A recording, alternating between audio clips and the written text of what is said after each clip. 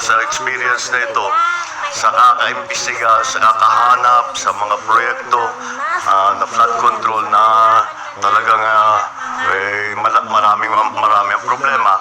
Kaya sa aking palagay, alam nyo, the sunlight is the best medicine. So open everything up to the sunlight because the people need to know.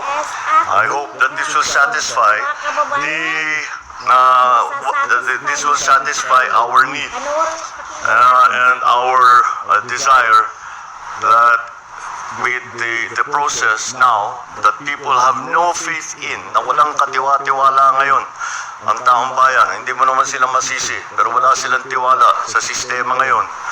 Ay sana naman ito ay maibalik natin ang kumpiyansa ng ating mga kababayan sa